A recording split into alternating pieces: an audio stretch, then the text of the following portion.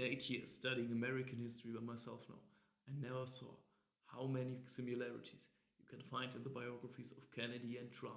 Some of them are rather trivial, others really made me stunned, especially the last one from this list. So let's get started and welcome to the Washington History Show.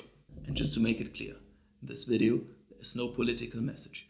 This is just about their biographies. Both Kennedy as well as Donald Trump fell victim to an assassination attempt. Of course, there's one big difference, namely that only Trump survived, but there are also a few commonalities. Both were at public events, both were in important popular swing states at their time, and in both cases, the assassin was eliminated before a court hearing. Both Kennedy and Trump faced a diplomatic crisis with the threat that nuclear weapons could be used. In Kennedy's case, of course, the Cuban Missile Crisis. In Trump's case, with North Korea. In both cases, the crisis ended with an agreement. John F. Kennedy had Robert Kennedy, his brother, serving in his administration. Nowadays, this wouldn't be possible anymore. Donald Trump has Robert Kennedy's son, Robert Kennedy Jr., serving in his administration. Trump's family was very influential in the real estate industry in New York. Kennedy's family was quite successful in business as well, and Kennedy's father, for example, was an advisor of FDR and served, for example, as ambassador in London. Both Kennedy and Trump won an election against the acting vice president, and both won the election against someone they once had a friendly relationship with. Trump and the Clintons once had a quite good relationship, and Donald Trump even donated for a Kamala Harris campaign.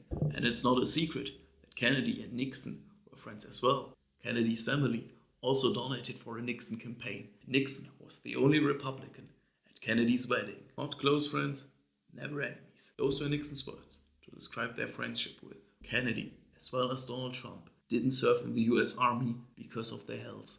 Okay, Kennedy still served in the US Navy. In his acceptance speech, Kennedy pledged to get the country moving again. And we all know a quite similar sentence Trump used during his election campaigns: "Make America great again." Both Kennedy as well as Donald Trump went to boarding schools. The civil rights movement was quite huge in Kennedy's presidency. In Trump's presidency, the Black Lives Matter movement. Both faced what I'd call the most momentous blunders in TV duels in American history. Kennedy was lucky that at the day of the TV debate, Nixon had a very bad day. His appearance wasn't perceived as being good, and as the election result was very close, many experts assume Kennedy would have lost if Nixon would have had a better day. For the TV debate, Nixon was still in the lead, but polls saw Kennedy as the clear winner, and afterwards, Kennedy took over the lead. In Trump's case, however, it was Joe Biden's long dropout in the TV debate. Dropout was referred to Biden's age, and afterwards, the acting president, winner of the pre-elections, decided